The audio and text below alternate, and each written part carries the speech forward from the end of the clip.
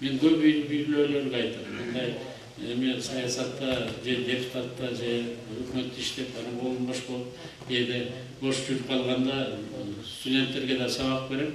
Бул акчанын тилин да билиш керек да. Акча эмнени жакшы көрөт? Акча тынчтыкты жакшы көрөт. Анан ошо акчаны таап келген кишини сыйлаганды жакшы көрөт да.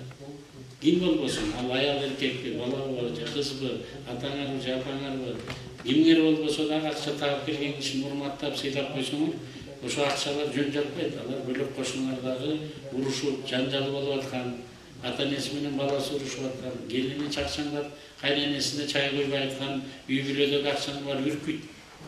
Анан жай издейт. Кайсы жерде жакшы жери бар экен.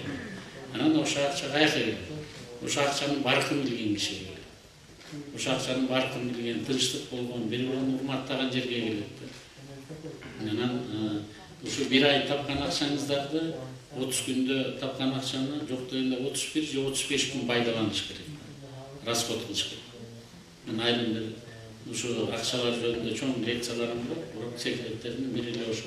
Мен айран уют күйгө калтырып калганда эле бир айлык тапкан пайданын уюткусунда калтырып коюшкан.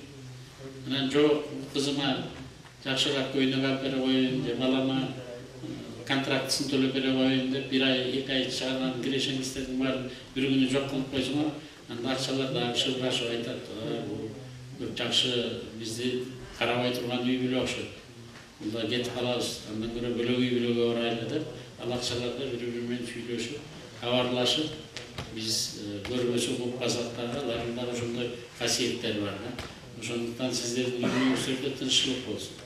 Кимиңиздер болбосо дагы ошо акчаны мээнетти таап келгенден калганыңыздар жок дегенде сыгыраак чай куюп берип туралып, көңүлүн көтөрүп, 1-2 күн сыйлап койсоңуздар, анын артынан улам агып келели. Кайсы жерде тынчтык ынтымак болсо, ошол жерге береке дагы келет. Анан ошентип баарыбыз биригип алып, утубузга турабыз.